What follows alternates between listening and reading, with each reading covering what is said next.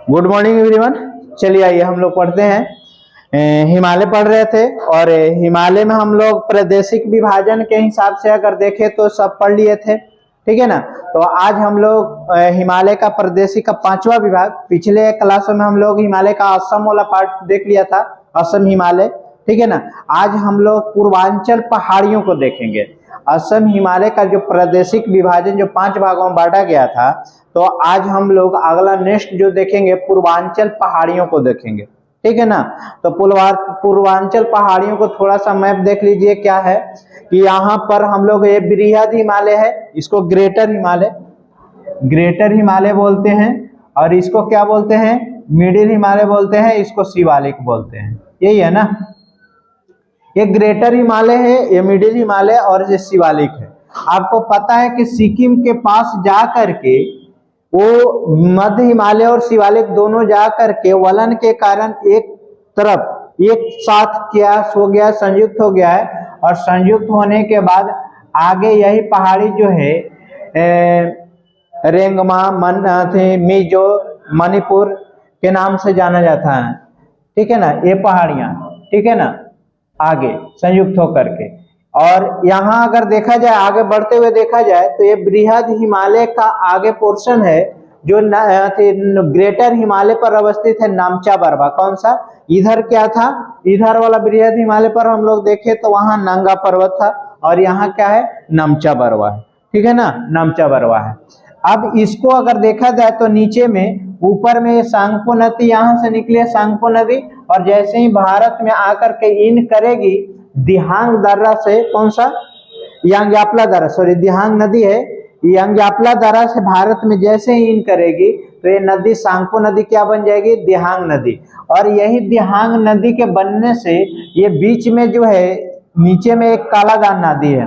कौन सा नदी, कालादान नदी।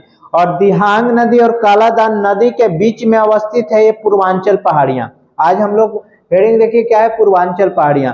तो इसी को हम लोग पूर्वांचल पहाड़ियां कहते हैं, ठीक है ना। जैसे देखिए पटकाई, बुम, नागाम, मणिपुर, मिजो, ये पहाड़ियों के समूह को ही हम लोग क्या कहते हैं, पूर्वांचल पहाड़ियां के नाम से जानते हैं। बात समझ में आ गई। पूर्वांचल पहाड़ियां क्या है, तो नीचे में कालादान नदी और ऊपर में दिहांग नदी, नीचे में कालादान नदी और ऊपर में दिहांग नदी के बीच अवस्थित है कौन, पूर्वांचल पहाड़ियां। पूर्वांचल पहाड़ियां में कौन कौन आता है, पटकाई, बुम, नागाम, मणिपुर, मिजो, ठीक है ना। पूर्वांचल पहाड़ियों में कौन कौन पहाड़ियां आता है, एक बार फिर से रिकॉल कीजिए, पटकाई, बुम, नागाम, मणिपुर, मिजो। लाइन से ऊपर याद करना है, पटकाई, बुम, नागाम, मणिपुर, मिजो, पटकाई, बुम, नागाम, मणिपुर, मिजो, इतना पहाड़ियां पूर्वांचल पहाड़ियां में आता है। अब इसकी क्या विशेषता है और कुछ क्या है, आइए हम टॉपिक वाइज देखते हैं क्या लिखा हुआ है। चलिए आइए, यहाँ देखिए लिखता है कि पटकाई, बुम, नागा, मणिपुर, मिजो पहाड़ियों के समूह को ही पूर्वांचल पहाड़ियां कहते हैं। अभी बताएं आप लोगों को कि पटकाई, बुम, नागा, मणिपुर और मिजो पहाड़ियों के समूह को ही हम लोग पूर्वांचल पहाड़ियां कहते हैं, ठीक है। पहला टॉपिक हुआ क्लियर। आगे आइए, पहला स्टेटमेंट हो गया पूरा। पटकाई बुम श्रेणी पर अवस्थित पांग साउ दर्रा एवं मणिपुर पहाड़ी पर अवस्थित तुजु मुरोह दर्रे से भारत एवं म्यांमार को जोड़ने वाला मार्ग गुजरता है। देखिए पटकाई बुम श्रेणी पर एक दर्रा है पांग साउ दर्रा। कौन सा दर्रा, पांग साउ दर्रा। पटकाई बुम श्रेणी पर कौन सा एक दर्रा अवस्थित है, पांग साउ दर्रा। और मणिपुर पहाड़ी जो है पर्वत श्रृंखला पर तुजु मुरोह दर्रा। तो ये दोनों दर्रा का नाम याद करना है, ठीक है ना। पटकाई बुम पर कौन जाना है, पांग साउ दर्रा। मणिपुरी पर कौन है, तुजु मुरोह दर्रा। और ये दोनों दर्राओं से होकर के भारत से म्यांमार, ये वाला म्यांमार का एरिया है, ये पूरे क्या है, म्यांमार का एरिया है, ठीक है ना। तो भारत से अगर म्यांमार जाना है तो पटकाई बुम पर अवस्थित है पांग साउ दर्रा। कौन सा दर्रा, पांग साउ दर्रा। और मणिपुर पर अवस्थित है तुजु मुरोह दर्रा। मणिपुर पहाड़ी पर श्रेणी पर अवस्थित तुजु मुरोह दर्रा। तो इन्हीं दोनों दर्रा से भारत से म्यांमार और म्यांमार से भारत आया जा सकता है, ठीक है। बात समझ में आया। तो ये पूर्वांचल पहाड़ियां में मात्र 2 दर्रा है। वो 2 दर्रा कहाँ है, एक मणिपुरी श्रेणी पर है, एक पटकाई भूमि श्रेणी पर। तो अलग अलग नाम भी पूछ सकता है, आप नाम याद रखिएगा। पटकाई बुम पर कौन है, पांग साउ दर्रा। पटकाई बुम पर कौन है, पांग साउ दर्रा। अब मणिपुरी पर कौन है, तुजु मुरोह दर्रा। मणिपुरी पर तुजु मुरो दर्रा, ठीक है, यही चीज को लिखता है यहाँ। पटकाई बुम श्रेणी पर अवस्थित पांगसाउ दर्रा है मणिपुर पहाड़ी पर अवस्थित तुजु मुरो दर्रा से होकर भारत एवं म्यांमार को जोड़ने वाली मार्ग गुजरता है। ये बात समझ में आ गया। अगर भारत से जाना है म्यांमार तो आप या तो तुजु मुरो के मणिपुर श्रेणी पर अवस्थित तुजु मुरो दर्रा से जाइए, नहीं तो पटकाई बुम पर जो पांगसाउ दर्रा है उससे जाइए म्यांमार, ठीक है। आगे आइए। मणिपुरी पहाड़ी के मध्य पूर्वोत्तर भारत की सबसे बड़ी पर्वतीय घाटी इम्फाल घाटी अवस्थित है, ठीक है ना। अब देखिए सबसे बड़ी पूर्वोत्तर भारत की, इधर का नहीं, घाटी तो ऐसे काठमांडू घाटी था बृहद हिमालय का जो नेपाल में था, लेकिन अगर पूर्वोत्तर भारत की अगर देखा जाए तो सबसे बड़ी पर्वतीय घाटी क्या है? इम्फाल घाटी है। कौन सा घाटी है? इम्फाल घाटी है, जहां पूर्वोत्तर भारत की सबसे बड़ी मीठे पानी के झील लोकटक झील अवस्थित है। देखिए जहां सबसे बड़े पानी का झील लोकटक झील अवस्थित है।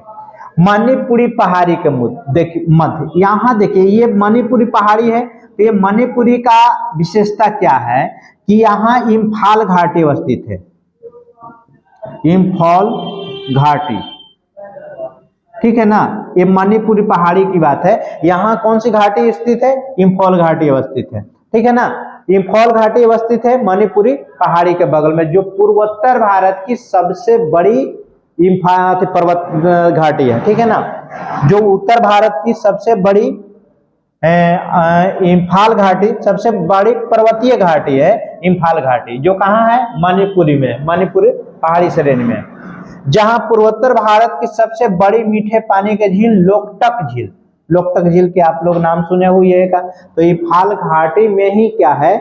लोकटक झील अवस्थित है, ठीक है ना। और लोकटक झील से एक बहुत फेमस चीज जुड़ा हुआ है जो हम लोग आगे देखेंगे, यहाँ मणिपुर में ही है, जो बहुत फेमस चीज है। आइए, इसी झील में अवस्थित किबुल लामजाओ दुनिया का एकमात्र तैरता हुआ राष्ट्रीय उद्यान है। यह दुर्लभ संगाई प्रजाति का हिरण पाया जाता है, जो यहाँ प्राप्त फुंडिस घास को खाकर जीवन यापन करता है। देखिए इसी झील में अवस्थित किबुल लामजाओ, आप लोग नाम सुने होइएगा, अक्सर एग्जामों में पूछा जाता है कि किबुल लामजाओ मणिपुर में लोकटक झील में एकमात्र तैरता हुआ दुनिया का एकमात्र तैरता हुआ राष्ट्रीय उद्यान है। अब दुनिया का है तो इंपॉर्टेंट तो हो ही जाता है। तो यहाँ देखिए मणिपुर में जो इम्फाल घाटी है, इम्फाल घाटी में लोकटक झील है। लोकटक झील जो कैसा झील है? मीठे पानी का झील है, ठीक है ना।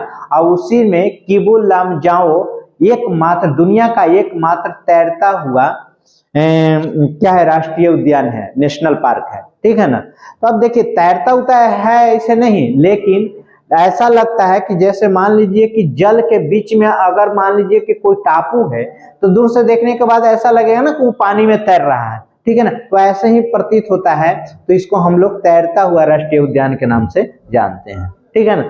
और जहां जो है, यहाँ क्या होता है, उस पार्क, नेशनल पार्क में यहाँ दुर्लभ संगाई प्रजाति का थामिस हिरण पाया जाता है। वहां क्या पाया जाता है? थामिस हिरण पाया जाता है, संघाई प्रजाति का, ठीक है ना। कौन सा हिरण पाया जाता है? थामिस हिरण पाया जाता है, संघाई प्रजाति का, ठीक है ना। जो यहाँ प्राप्त फुंडिस घास को खाकर जीवन यापन करता है। जो वहां जो जीवन यापन करता है वो फुंडिस घास को खाकर या अपना क्या करता है? जीवन यापन करता है, ठीक है ना। वो कौन सा घास है वहां? फुंडिस घास। तो ये फुंडिस घास याद रखिएगा आप लोगों का, ठीक है ना, क्योंकि कौन सा घास यहाँ पाया जाता है? तो फुंडिस घास पाया जाता है। दूसरी बात, ये किबुल लामजाओ है। कौन सा नेशनल पार्क है? किबुल लामजाओ है, जो दुनिया का एकमात्र तैरता हुआ राष्ट्रीय उद्यान है। और यहाँ कौन सा जाति का? संघाई प्रजाति का। कौन सा हिरण पाया जाता है? संघाई प्रजाति का थामिस हिरण पाया जाता है। और ये लोकटक झील है, जो मीठे पानी का झील है, जो पूर्वोत्तर भारत के सबसे मीठे पानी का झील है, ठीक है ना। हम लोग जम्मू कश्मीर में बुलर झील पढ़े थे तो पूरे भारत का था। पूर्वोत्तर भारत का मतलब इधर वाला जो क्षेत्र, उत्तर पूर्व वाला जो है, उसको हम लोग पूर्वोत्तर भारत कहते हैं। और इसका इधर का सबसे बड़ा जो मीठे पानी का झील है वो लोकटक झील है। और लोकटक झील मणिपुर में है, और मणिपुर लोकटक झील में ही किबुल लामजाओ ये अवस्थित है, ठीक है ना। इतना बात देखें। अब आगे हम लोग आगे चलते हैं, इसको पढ़ते हैं। यहाँ मणिपुर की बात हो रही थी। मिजो पहाड़ी की सर्वोच्च चोटी ब्लू माउंटेन, ठीक है ना। मिजो पहाड़ी के मिजो पहाड़ी की सर्वोच्च चोटी ब्लू माउंटेन है। देखिए ये मिजो पहाड़ी है और मिजो पहाड़ी की सर्वोच्च चोटी क्या है? ब्लू माउंटेन है, ठीक है ना। सबसे लास्ट में मिजो पहाड़ी है और मिजो पहाड़ी की सबसे ऊंची चोटी क्या है? ब्लू माउंटेन है। इस पहाड़ी में कुकी एवं लुसाई जनजाति भी निवास करते हैं। कौन कौन जनजातियां निवास करती है इस पहाड़ी मिजो पहाड़ी में? कौन कौन जनजातियां निवास करती है? कुकी एवं लुसाई। कौन कौन? कुकी एवं लुसाई जनजातियां निवास करती है, ठीक है ना। मिजो पहाड़ी में भी निवास करती है, इसीलिए इसे कुकी या लुसाई पहाड़ी भी कहा जाता है। देखिए मिजो पहाड़ी को कुकी या लुसाई पहाड़ी भी कहा जाता है। क्यों कहा जाता है? क्योंकि यहाँ कुकी और मिसाई जनजाति के लोग भी निवास करते हैं, ठीक है ना। उसी के नाम पर इसका नाम पड़ा है मिजो, ठीक है ना, अवस्थित है। मिजो पहाड़ी पहाड़िया भी कहा जाता है, ठीक है ना। इसको कुकी या लुसाई पहाड़िया भी नाम का पड़ा है। क्यों पड़ा है? क्योंकि यहाँ कुकी और लुसाई जनजाति के लोग निवास करते हैं। मिजो पहाड़ी कालादान नदी घाटी द्वारा, देखिए ये कालादान नदी घाटी है। मिजो पहाड़ी कालादान नदी घाटी द्वारा म्यांमार में अवस्थित अराकानयोमा श्रेणी से पृथक है। म्यांमार में अवस्थित है कौन? अराकानयोमा, ठीक है ना। म्यांमार में अवस्थित क्या है? अराकानयोमा, जो भारत और म्यांमार के बीच कालादान नदी से पृथक, ठीक है। इतना बातें समझ में आ गई। तो आज हम लोग पूर्वांचल पहाड़ियों के रूप में देख लिए ये सब। पूर्वांचल पहाड़ियों के रूप में देखे पटकाई बोम, नागा देखे, मणिपुरी देखे, मिजो देखे। तो मिजो की विशेषता क्या है कि ब्लू माउंटेन इसकी सर्वोच्च चोटी है। मणिपुर में तो जान ही रहे हैं कि एक तुजुमोरो दर्रा है जो म्यांमार को, भारत और म्यांमार को जाने वाला जोड़ता है रास्ता। यहाँ सबसे बड़ी अंतर पर्वतीय घाटी इम्फाल घाटी है, वहाँ लोकटक झील है और लोकटक झील में किबू लामजाओ तैरता हुआ नेशनल पार्क है, जहाँ संगाई प्रजाति के हिरन पाया जाता है। वो हिरन कौन सा घास खाता है? वहाँ फुंडिस। कौन सा घास? फुंडिस खाता है। अब यहाँ देखिए पटकाई भूमि क्या विशेषता है कि यहाँ एक दर्रा है पांगसाउ दर्रा।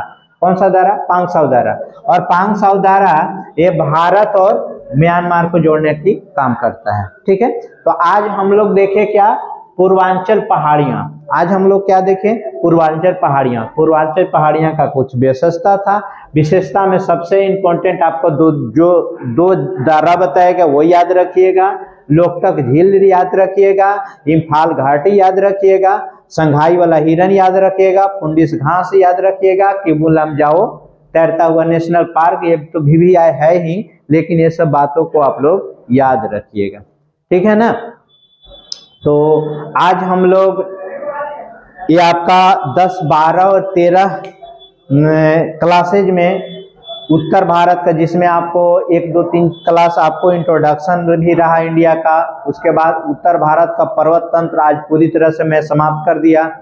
तो आप लोगों से उम्मीद यही करेंगे कि उत्तर भारत का पर्वत तंत्र शुरू से वीडियो देख करके, जितना भी वीडियो है उसको कंप्लीटली देख करके आप प्रीवियस ईयर पर जाइए, चाहे यूपीएससी का प्रीवियस ईयर लीजिए, चाहे बीपीएससी का लीजिए, चाहे जनरल कंपटीशन एसआई हो, चाहे कोई भी एग्जाम हो, उसको लीजिए और उसको सोल्व कीजिए। और आप देखिए उसमें क्या 90%, 95% क्वेश्चन सोल्व हो रहा है, नहीं हो रहा है, ठीक है ना। मेरा उम्मीद है 95%, 90% प्लस ही क्वेश्चन सोल्व होगा, ठीक है ना। तो आप लोग क्लास करते रहिए, आप देखिए और उसके बाद कमेंट में बताइए भी ये टॉपिक कैसा लगा, उत्तर भारत का पर्वत तंत्र, ठीक है ना। जैसे कि हम लोग आप बताए थे कि जब पढ़ रहे थे इंडियन इंट्रोडक्शन में, तो भारत को पूरे 5 भागों में बांटा गया था, ठीक है ना। 5 भागों में मैंने एक भाग पढ़ लिया, उत्तर भारत का पर्वत तंत्र। अब दूसरा टॉपिक क्या है? उत्तर भारत का विशाल मैदान है। दूसरा टॉपिक क्या है? उत्तर भारत का विशाल मैदान है, जो हम लोग नेक्स्ट क्लासों में, ठीक है, पढ़ेंगे, ठीक है। तो आज हम लोग यहीं तक रखते हैं और क्लास को आप लोग थोड़ा कंटिन्यू करते रहिए, शेयर भी थोड़ा सा कीजिए, लाइक वगैरह भी कीजिए, सब्सक्राइब भी करवाइए, ठीक है ना।